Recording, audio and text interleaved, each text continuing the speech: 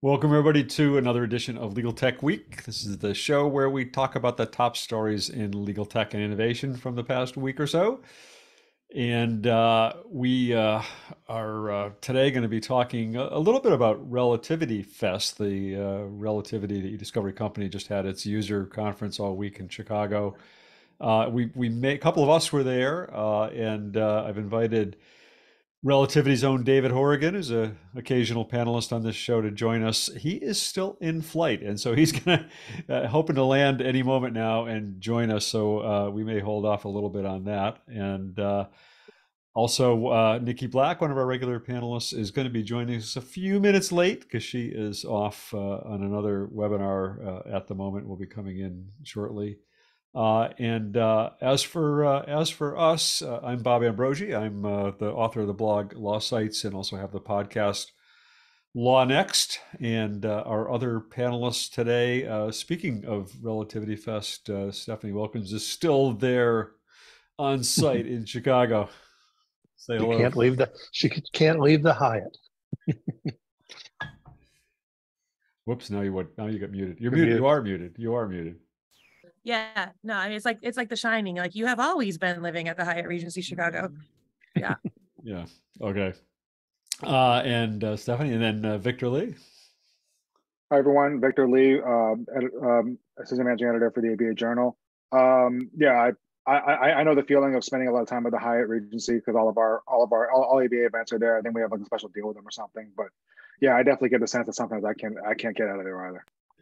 Yeah, I'm trying to remember where that fireplace. Oh, is that out on the Upstairs, Skyway thing there? Yeah. Skyway. The living room. Nothing's Yeah. Okay, like, right. I might as well sit here. Yeah. All right, and Steve Embry.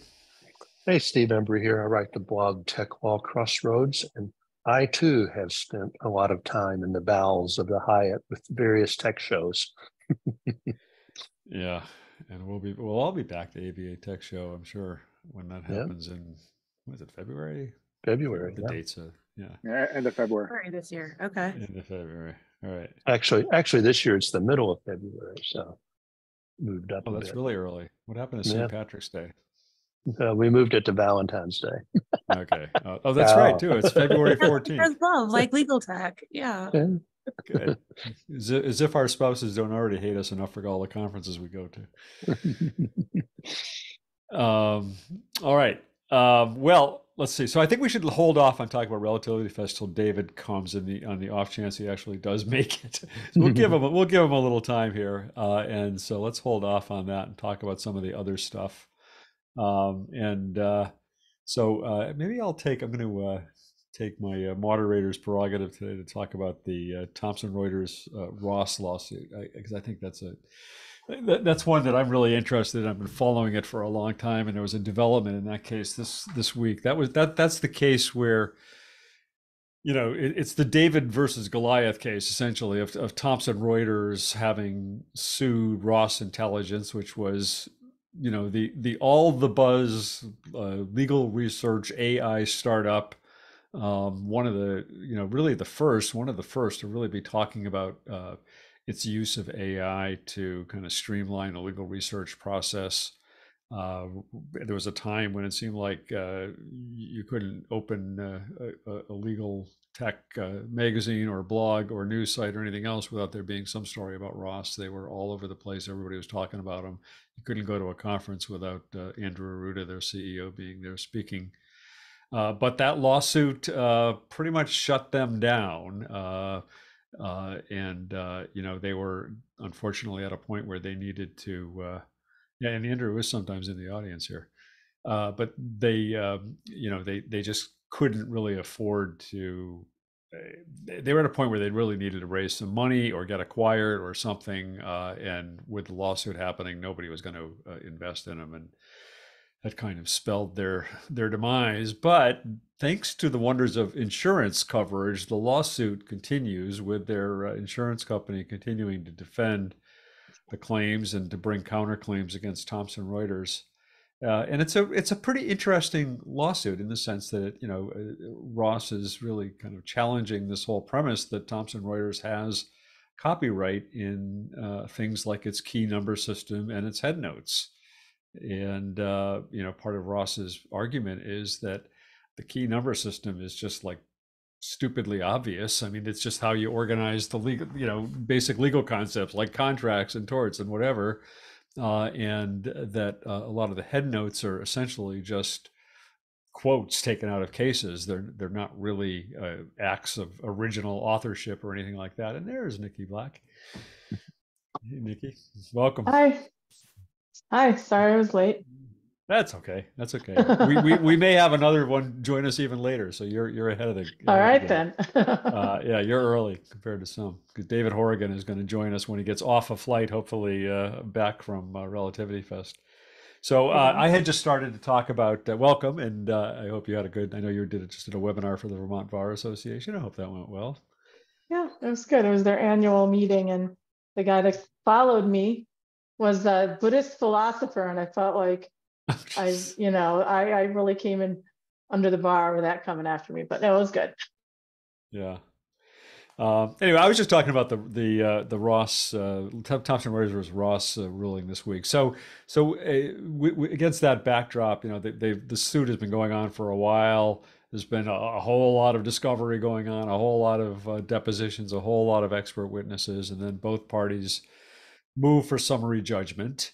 And of course, the standard for summary judgment is there has to be no dispute as to the material facts of the case. And essentially, the judge ruled that this is a factual mess. I forget, is that I forgot what I quoted it in my story, but basically that it was a factual mess, and that he couldn't decide most of the issues in this case. They're going to have to go to a jury, going to have to go to trial.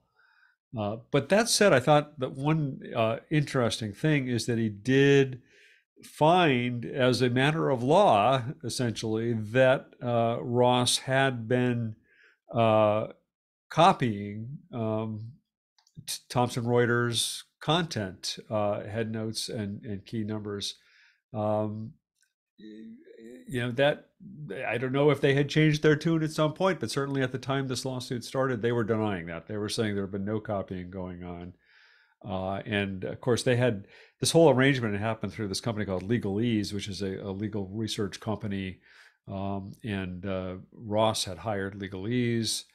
And Legalese had the Westlaw subscriptions and were just downloading tons of stuff from Westlaw. And Thomson Reuters had separately screwed Freudian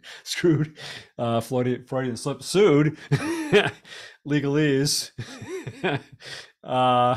And they had settled that suit, and apparently, according to the judge's opinion, they had admitted that they had been copying this stuff, and the judge basically found as a matter of law that they had been. So there will, unless this somehow settles in some other way, there will be a trial in this case, and there will be a decision after a trial on whether West really does have a copyright in this stuff. Another issue to be decided is whether Ross has raised a fair use defense, that its use of these headnotes and other materials to train its AI was somehow fair use.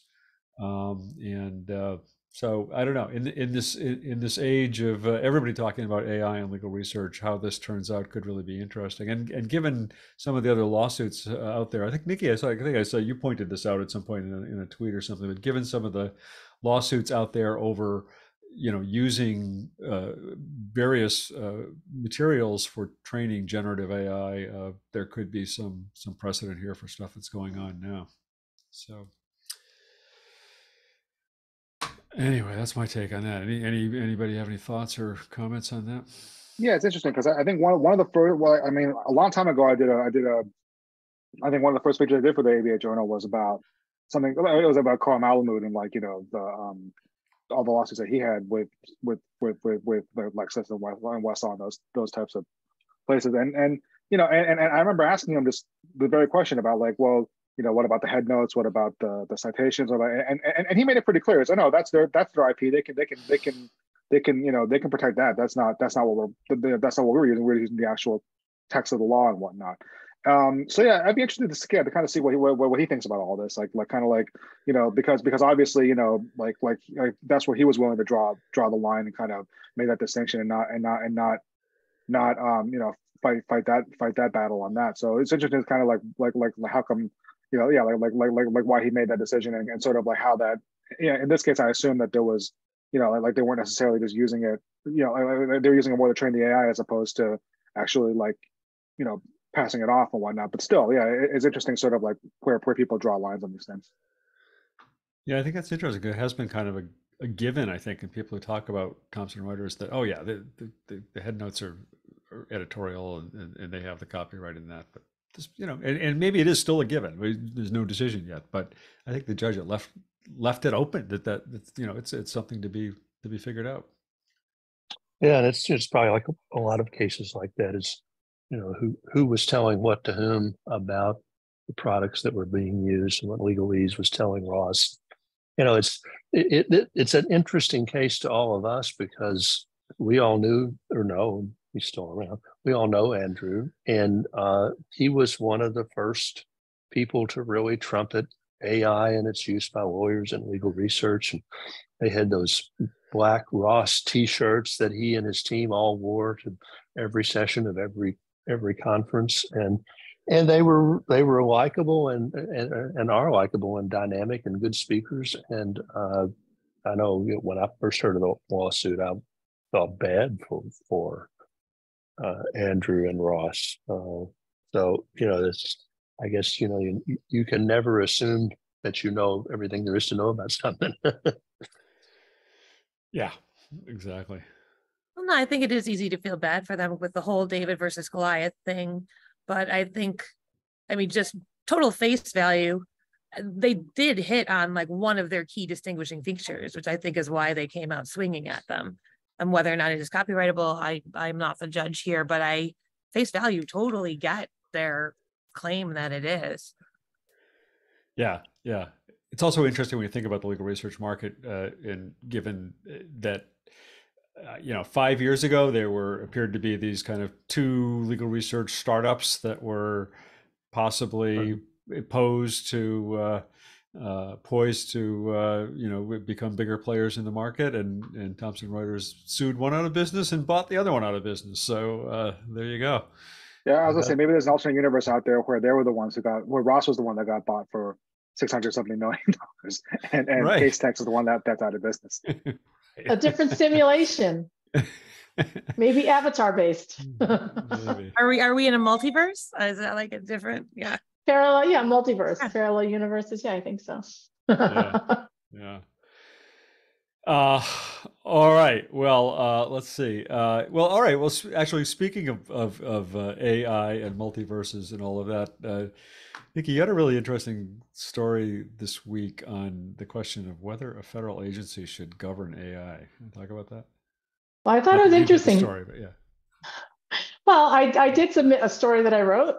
It was about contract lifecycle management AI tools that have been rolled out, which isn't a hot story to talk about. So I'll submit that link so people can read my ABA Journal article. But I decided to pick something else as my main topic just because it definitely caught my eye when I every morning, like a lot of you, I think I spend time skimming through the headlines and trying to see what's going on and trending. And this one caught my eye. And what it was whether there should be a federal agency to govern artificial intelligence. And that was the headline question. And I thought it was interesting. It said the headline, that was the headline, but the article actually it talked about a study where where a bunch of different computer science experts were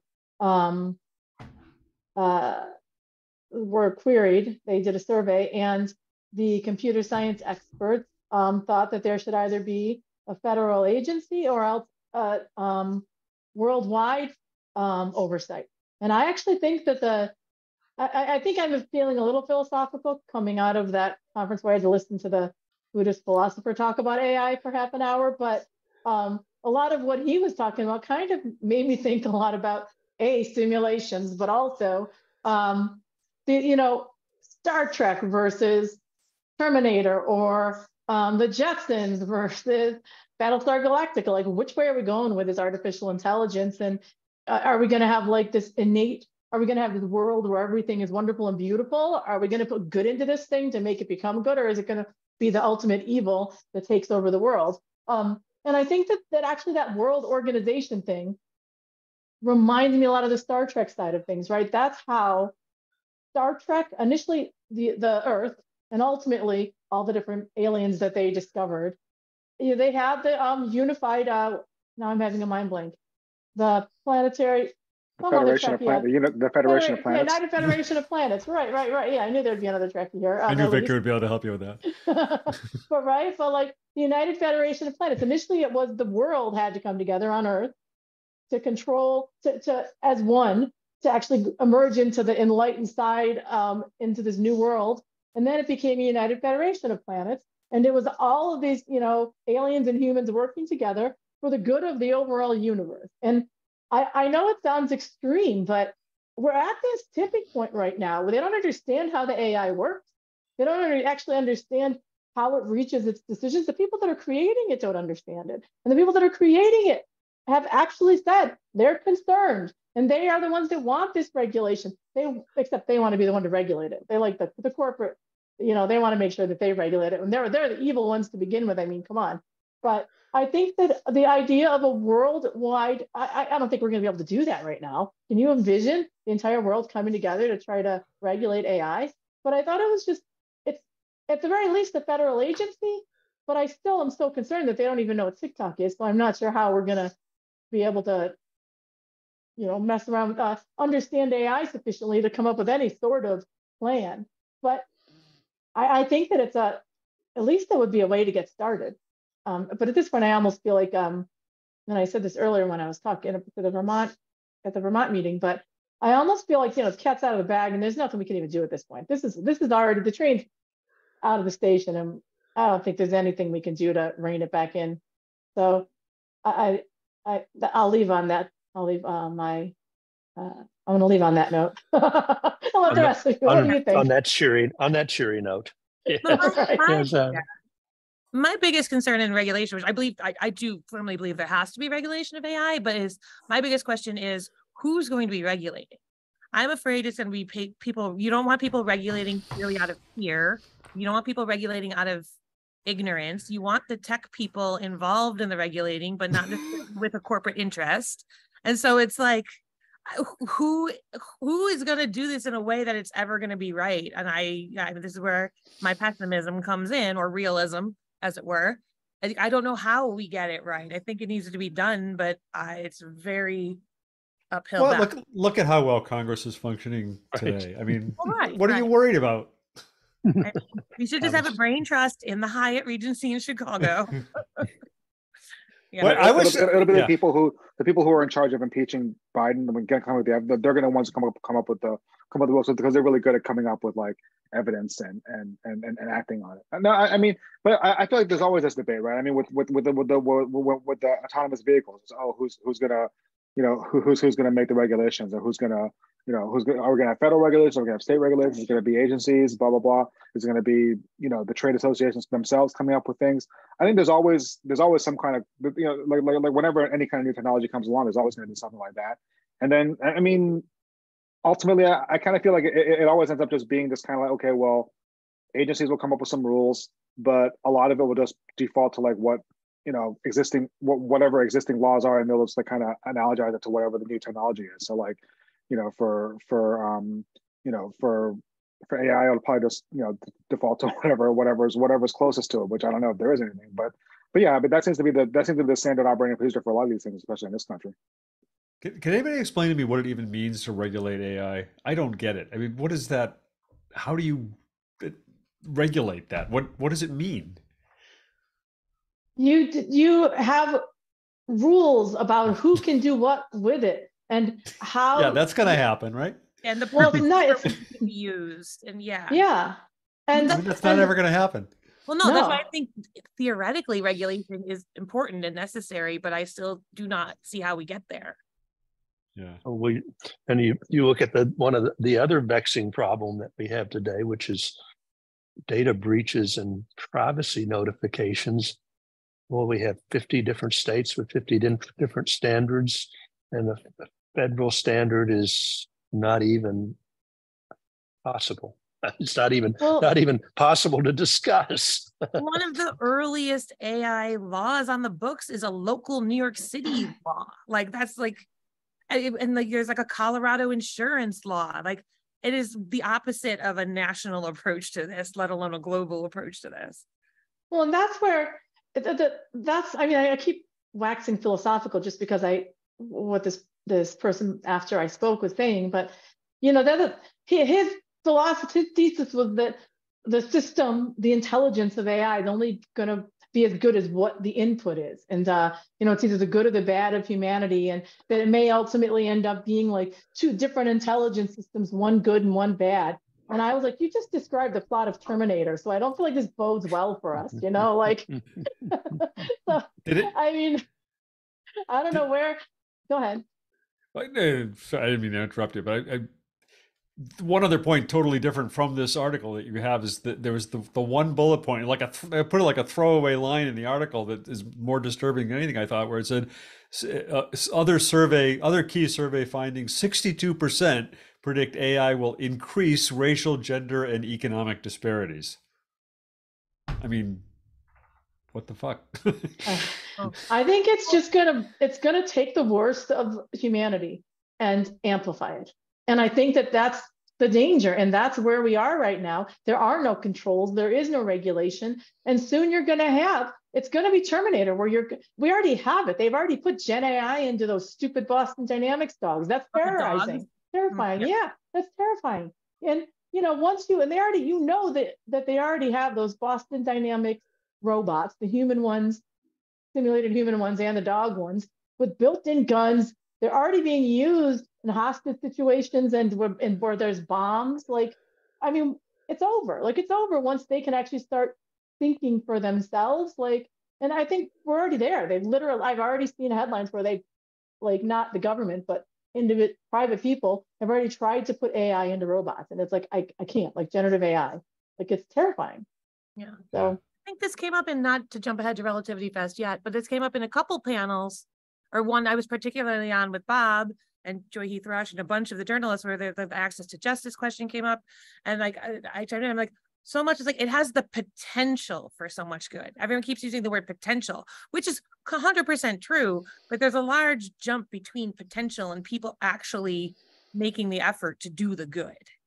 Yeah, I was interested also, speaking of RelativityFest, yesterday there was the Access to Justice panel, Kristen Sunday, who I think is in the audience today, and Jim Sandman, formerly the president of Legal Services Corporation. And he was super optimistic that AI was going to be a powerful force in addressing the justice gap. And I think Kristen also expressed the same sentiment. So, I mean, that was good to hear, I think. Yeah, but I also kind of feel like, I mean, kind of like what Niki said. It's kind of like, you can use it to cover a lot of like the existing biases, right? You can be like, oh well, hey, I didn't discriminate against these guys. The AI pick, you know, they don't discriminate, and then they pick this white candidate over this, you know, other. I mean, so it's just, I mean, it goes good data in, good data out, bad data in, bad data out. And ultimately, who trains the algorithms? People. And so if people are gonna impute their, you know, subjective or overt biases to it, then we're just going to get more of what we already have. Only now there'll be the stamp of, well, hey, the machine came up with it, not me. So I can't be blamed for this. And like, yeah, I didn't, by no means did I mean to imply that there aren't people doing good with this. There are a lot of people doing a lot of really good work, but you're going to need to scale them to an army of good people if you want the good to triumph over the evil. And I feel like now I've gotten really dramatic about this, but yeah, it's going to take a lot of concerted effort by a lot of people to make that win out. Yeah. I heard a presentation by Laura Grossman, who's a computer scientist at the University of Toronto, and like Niki, she had great pause about what we're doing and where we're going. And the pause, I sort of asked her. I said, "Well, like, we can always just unplug them, right? Just unplug the computer." And she said, "Well, yeah, you can do that right now. But keep in mind that in the future, devices with artificial intelligent programs will be interconnected in ways that unplugging one doesn't do any good at all." And if you don't know what the machines are doing and how they're thinking, that does raise some concerning questions, if you will. I mean, did you not? And the fact that somebody as knowledgeable as she is was concerned. She's not an Elon Musk, the sky is falling. She's a very rational, sort of reasoned person. And the fact that she was concerned about that makes me concerned about it. Yeah. I was gonna say, did you not all see the Oscar award-winning film Megan? And unplugging her didn't work.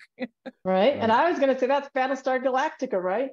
The only way that the humans had a chance was because they had these non-networked old ships that were out of commission. And that's the only reason they could fight, because the machines took over, everything was networked, and all of their like top of the line new ships didn't work anymore because the machines shut them down.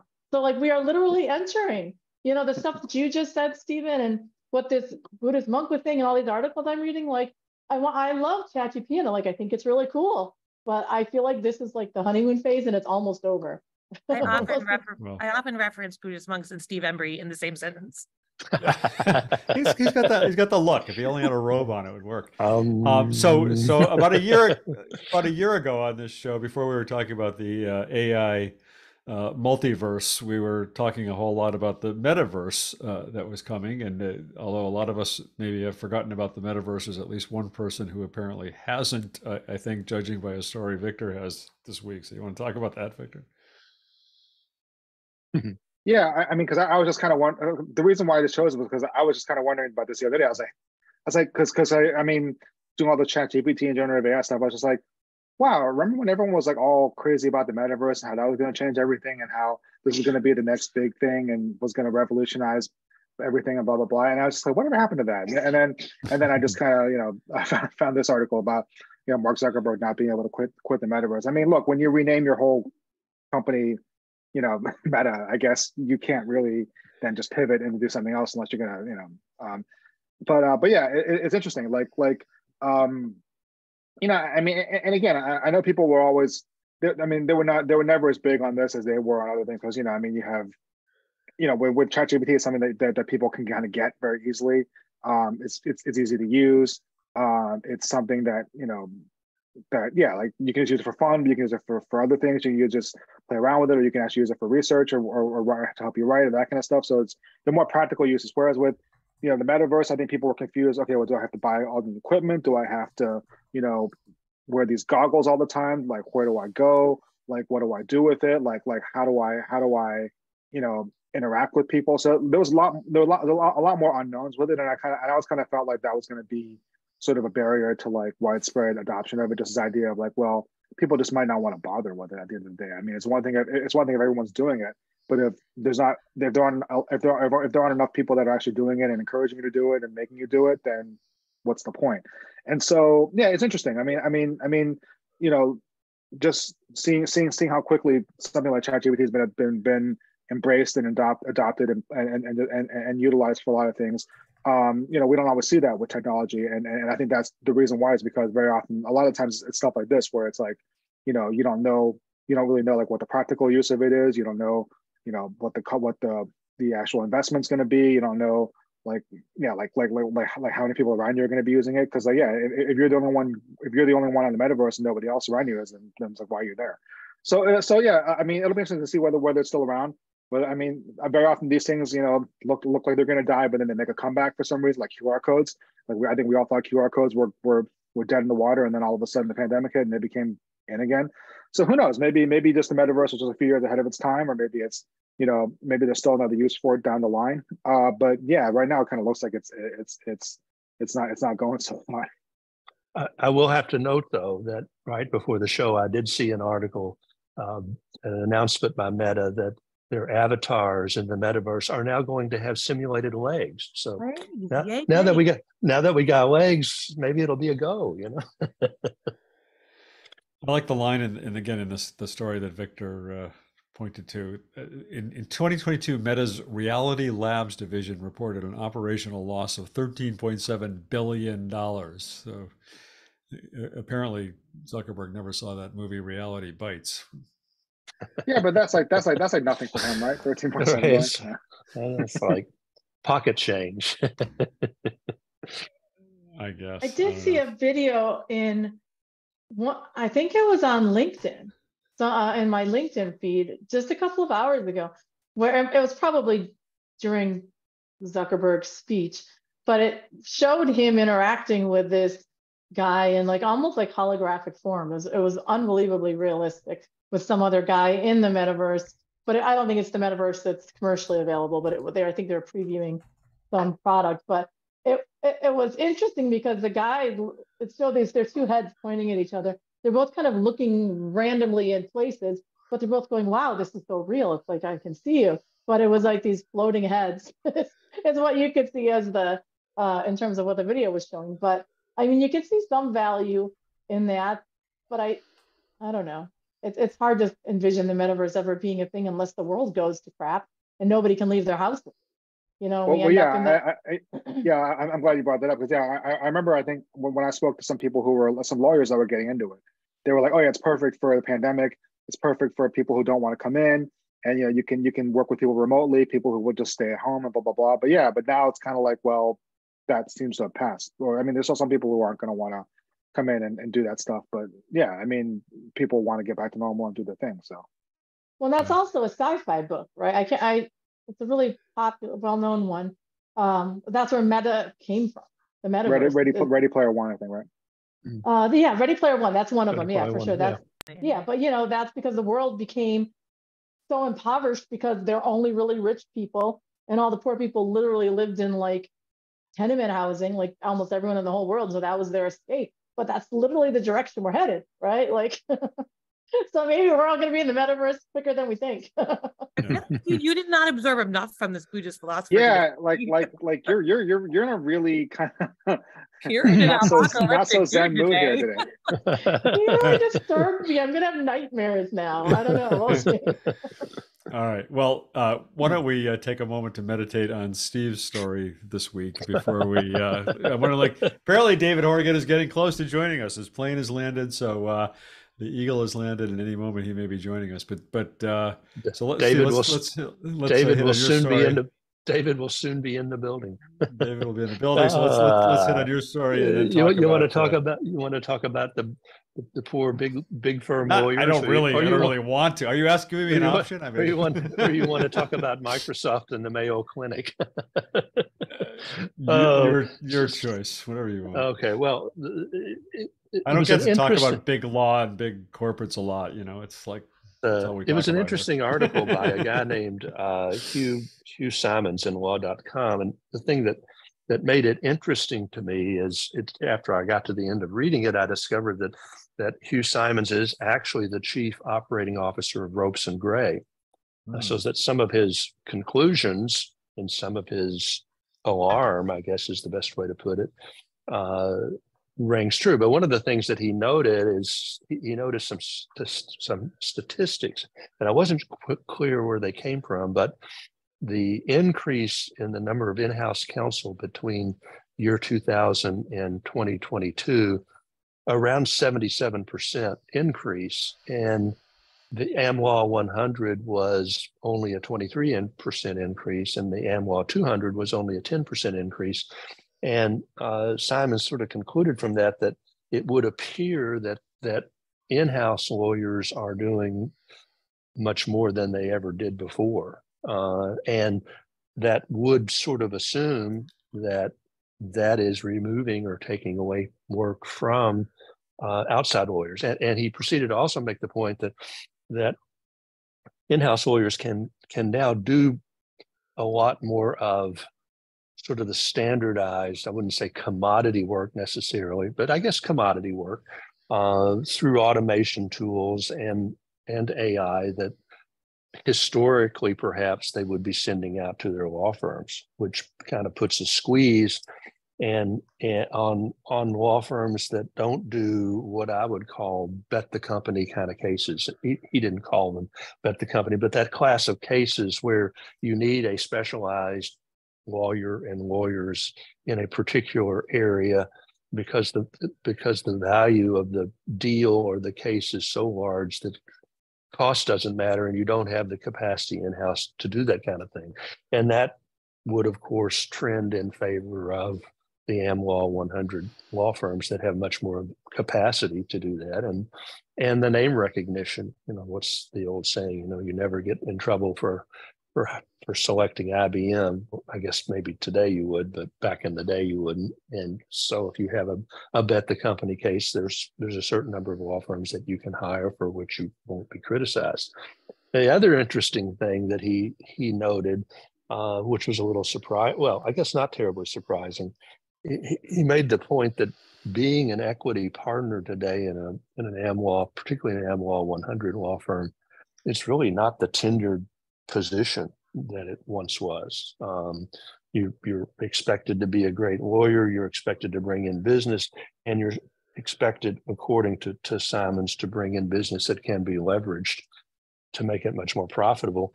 And if you can't do that, even as an equity partner, he says, it's sort of an up or out mentality, which is really a fundamental change in the law firm sort of collegial, we're a profession, not a business. Not that that's been true. That hasn't been true for a long time, but it has been true for a long time that it was difficult to get rid of equity partners that were not, quote, productive, and however you want to define that, for a whole lot of reasons, not the least of which is people worked with them, people knew them.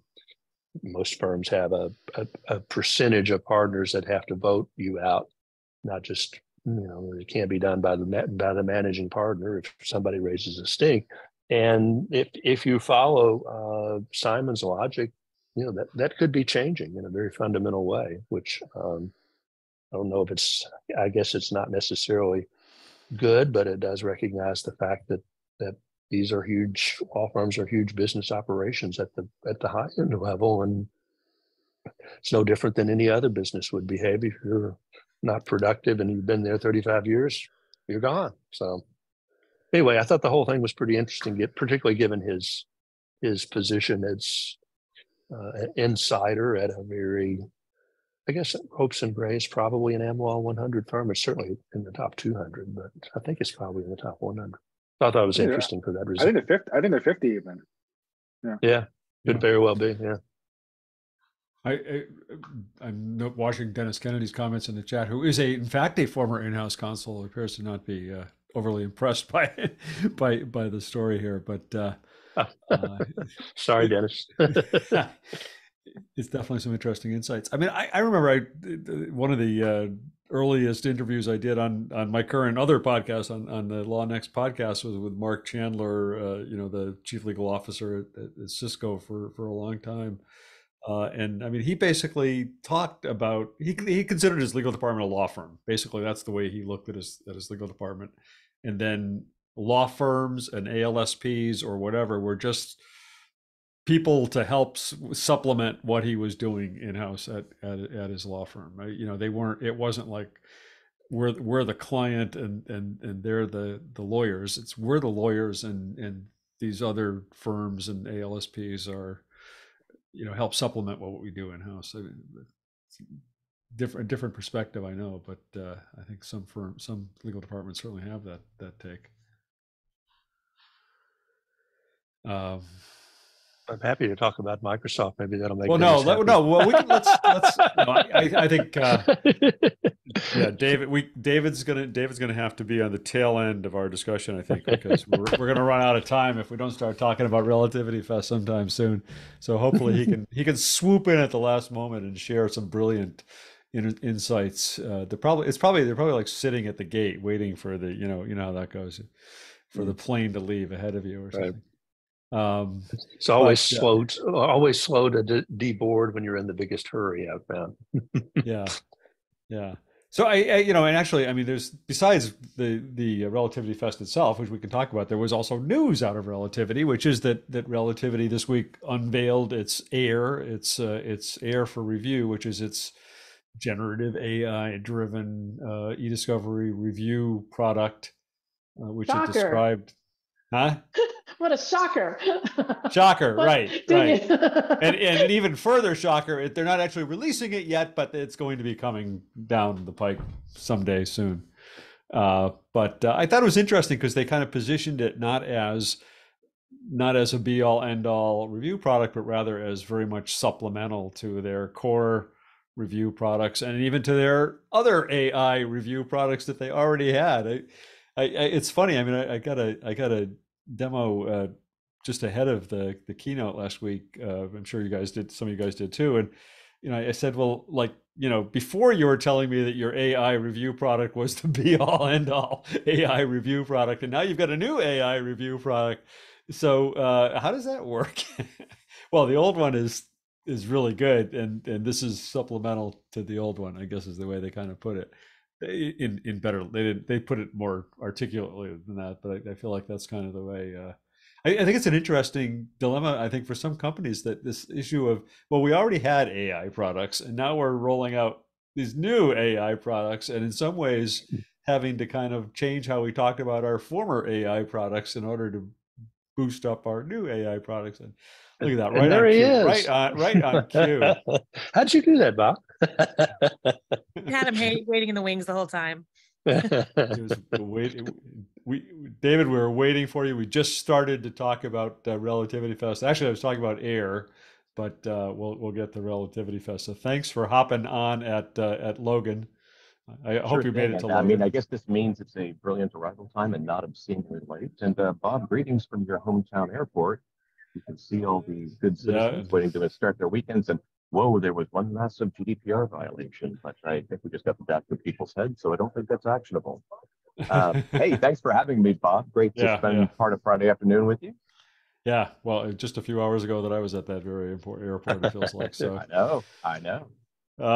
But yeah, thanks. So we actually did just start talking about it. We were holding off, hoping you were going to make it, and we're talking about AIR a little bit. But what about the conference? David? Why don't we start with you, since you made this effort to get here? I mean, what people who weren't at the conference won't know is that I don't know. Poor David. Is that how many CLE programs did you moderate over the course of these 2 days or 3 days of this conference? Bob, because I'm an insane person, that would be 9 CLEs in 3 days. Not unlike Ed Rooney talking about Ferris Bueller and Ferris Bueller's Day Off. 9 times. Yeah, but they were all fun, right? They were all fun, and at least one of them, a federal judge, called you possibly the best moderator she had ever seen. I think something to that effect. So, because if I recall right from the judges' panel, yeah, good. So anyway, what was your takeaway? What struck you about the conference this year? Or what worked, what didn't? Oh, I have to at first admit my inherent bias, because I'm old enough to not want to admit how many Relativity Fests I've attended, because I went to Relativity Fest before I was an employee, but it's a lot. And boy, it was great. Obviously, it was downtime for everyone during COVID. We had to go completely remote for 2 years. And now I think the hybrid system seems to work for people. Even people who can't make it there can join online, which is great. Boy, there's a lot of energy. And I got to admit, my perspective is somewhat skewed because of the 9 times in CLE sessions. So that takes a lot, but you get a good feel for things, because luckily there were a lot of people in these sessions, and we had members of Legal Tech Week Roundtable there. Thank you, Bob, for doing it. Stephanie, I think you're on the broadcast today. Thank you. And you're in. Steve Embry is here too. Oh, Steve, hey, was Steve, there? Thank you for coming to. Well, Steve was reporting on a lot of those sessions. So, Steve, thank you for doing that. And then, of course, we had 1990s Virginia jurisprudence with cutting-edge analysis from Joe Patrice. So you can never go wrong with that. Hey, Stephanie, how are you? How do we tell the Lorena Bobbitt story? We have to tell that story somewhere. I may already end up in HR over this one. Thank you, Joe Patrice. But no, it was conveniently not here today. Yeah, I shouldn't talk about Joe when he's not here. But boy, hey, that's the best. You can bet he's talking about you right now, Dave. Good point. No, it was the cameras in the courtroom session. We had Judge Matthewman on there, Stephanie was on there, Joe was on there, and of course Isha Marate was on there. And we got by the way, that was a really interesting discussion. I thought, and it was, and Joe and I talked about it afterwards, and we sort of said it was interesting because there was such a divergence of views and nuanced views. Steve is trying to cut off the discussion around Lorena Bobbitt. And that's good. Thank you, Steve. Steve, you are my hero. You will not give this one short shrift. Go ahead. And of course, there was you, Stephanie, Joe, and Isha on the I always call that. You're breaking up, David. Because it's got a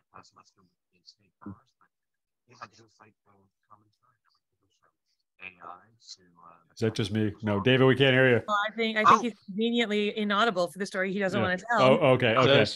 And that concludes David's discussion of the Lorena Bobbitt story.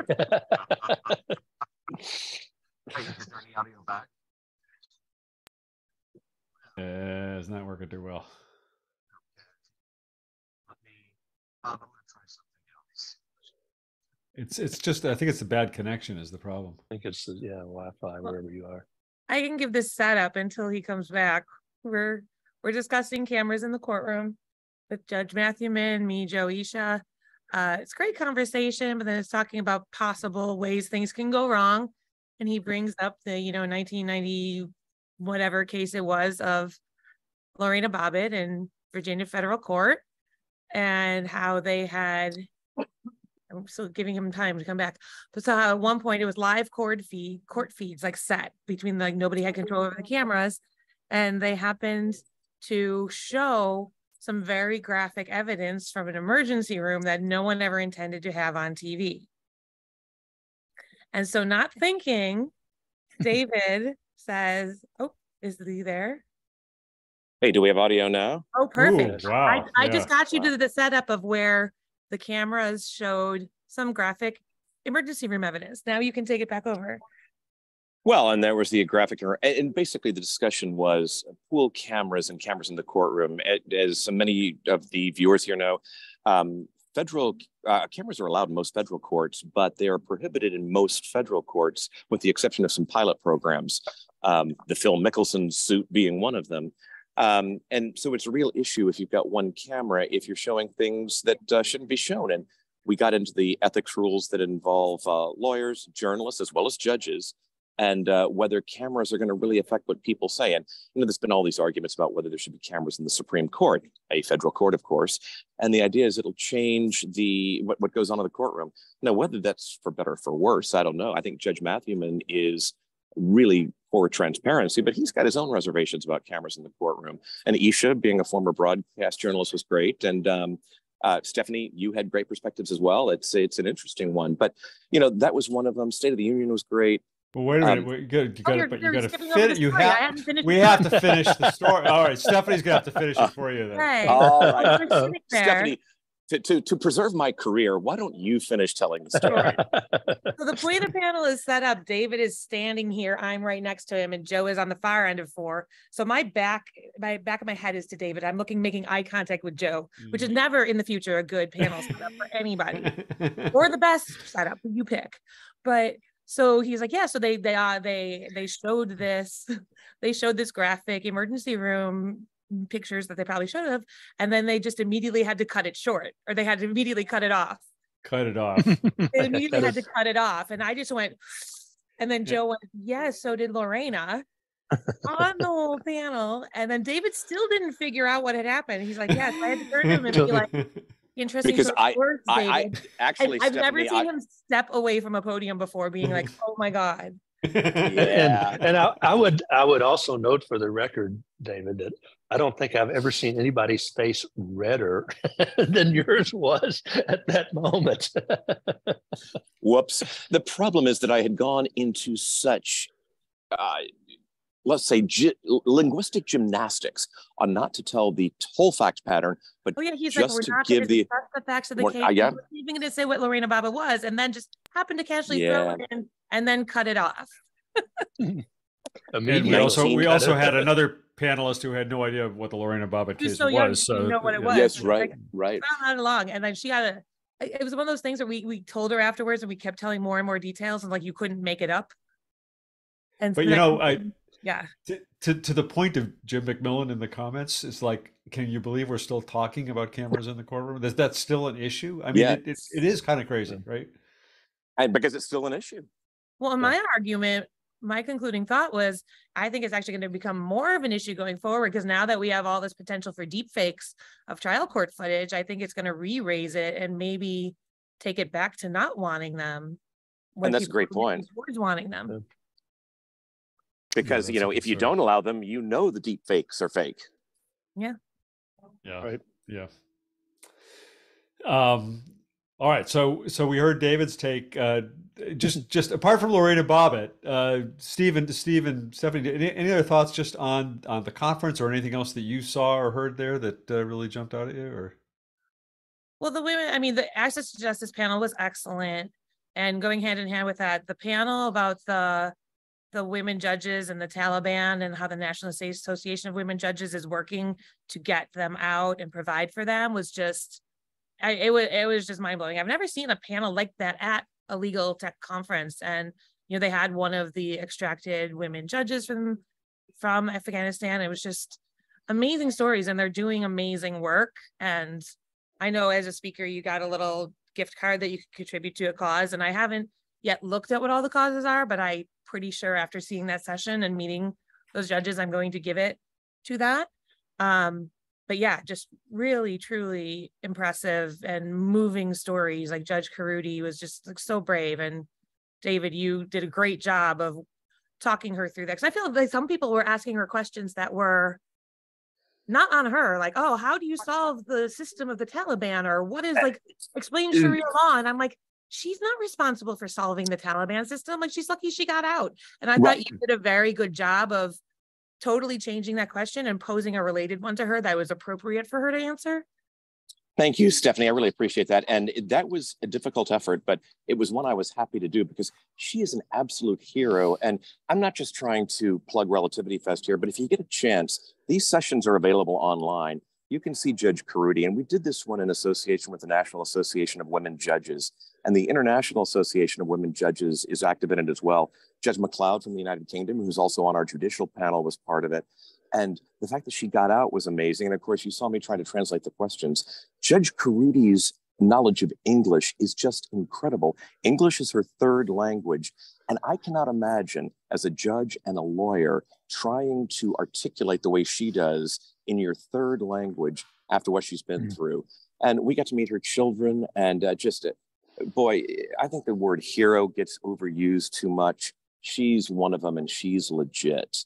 And it's just our honor to have everyone. And it's an honor to have so many people from Legal Week's Friday Afternoon Roundtable to be here, because you guys all contributed. And Steve, you were contributed from the press side. And it was just really great. And Access to Justice, good Jim Sandman, I think that a lot of people know him. Former managing partner of Arnold & Porter, went to the DC Public Schools, went on to the Legal Services Corporation, now at UPenn Cary Law. The guy's an institution, and he's done so much good for so many people.